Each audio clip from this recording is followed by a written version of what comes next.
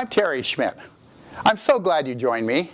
If we haven't met before, I'm known as the Practical Management Consultant because I'm passionate about teaching motivated men and women what they need to know and do to succeed in this rapid change world.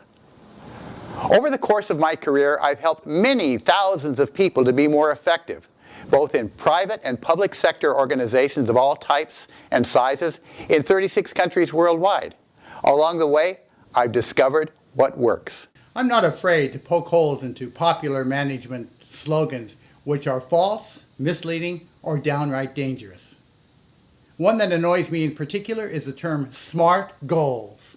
You've probably heard of it, but SMART goals are actually quite dumb, and let me show why. First of all, what are SMART goals? They're defined as specific, measurable, achievable, realistic, and timed. Here's why they're dumb. First of all, there's no agreed definition of what a goal means. Ask your colleagues to define a goal, to write it down. I bet you will not have consensus. Second of all, it's way too simplistic. Strategies and projects are more complex and require greater precision. Third of all, it implies projects have a single goal, whereas they really have multiple objectives, is what I like to call them, or goals. Fourth, it ignores the logical, critical linkages needed for success, the linkages between the actions you can take and the ultimate result. So here's how to make your goals smarter. Let's begin by asking the question, what are we trying to accomplish and why? Putting the emphasis on the why and also defining some of the whats. You will end up with a series of short phrases, I call these objectives, which we can then arrange into a logical order. This question helps us to define and align objectives into what I call a cause-effect hierarchy, a logical hierarchy, to form an if-then hypothesis, which relates objectives to each other. It lets us apply some common sense logic and simple scientific thinking. Let's do some examples. Have you seen the movie Field of Dreams with Kevin Costner? He was an Iowa farmer going bankrupt, standing in the middle of his cornfield, and he had this idea to build a baseball field. You probably know the classic line from that movie. It is, if we build it, then they will come. That's an example of an if-then relationship among objectives. And there's an even higher level objective in this that motivated the project, and that is to save the farm. So let's put some user-friendly words on this. The what is what we can make happen, build the baseball field. Why do we want to build the baseball field? So that they, being baseball players and fans, will come. Why do we want to do that? So we can save the farm. Now we have three levels of objectives here. They could all be called goals. Let's call them objectives so we can get more precise in our definitions. Having done this, you can then ask the question how, and you get to activities. Cut the corn, plow the field, and so forth. What I see in practice is people getting a simplistic goal and jumping to the activities or the how way too early. Here's another example concerning this video program. If we learn strategic project management skills, which you definitely will, learn these superpowers, then you can apply them in your work and life. If you apply them, you will get outstanding results. This is the what we can make happen together. This is the why. And this is the bigger picture why that motivates this whole video series. Having that structure in place, that if-then logic, we can then go to the question of how. And you watch the videos, apply the ideas, and so forth. So again, if-then logic connecting a hierarchy of objectives. Let's do another example from an organizational setting. It concerns software development. The logic might be if we develop improved software, then managers will use the software. If managers use the software, then we can increase operational efficiency. It's a what, a why, and a big picture why. And the importance of this is by aligning objectives, we can define what success looks like at each of these levels of objectives. And if we do that before going on to action steps, we'll be in much better shape.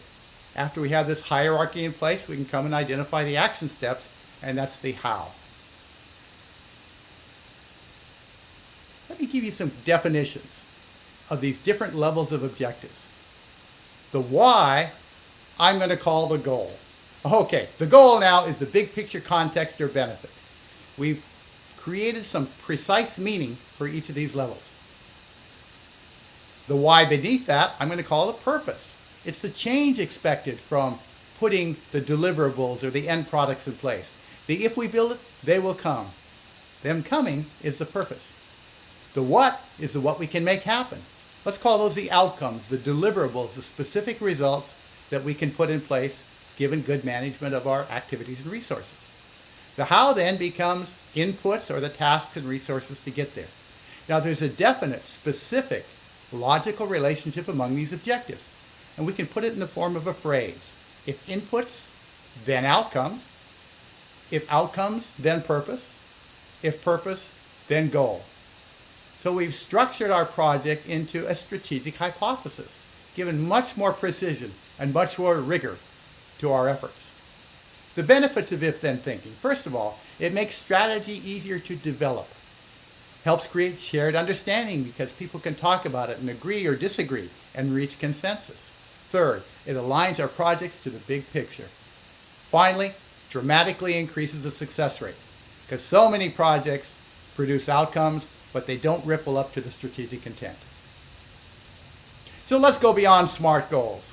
SMART goals, again, specific, measurable, achievable, realistic, and timed, but they're missing the essential element of a hierarchy, of hierarchical links. So let's just insert another word in here, and the word is hierarchical. So now we have SMART goals. SMART goals, obsolete, inadequate in today's fast-moving times. The new paradigm, SMART goals. Say it with me. It's fun. It just rolls off your tongue. 1, 2, 3. SMART goals. That's right. And in the future videos, we'll build on the foundation we've established today and take it to the next level, all with the intention of increasing your strategic superpowers. Now you can benefit from my expertise by watching my free, content-rich video training series. To get started today, simply go to strategicplanningacademy.com, sign in, and you'll receive these videos packed with solid information to help you think bigger, plan smarter, act faster, and get great results. Go there now, and I'll see you soon.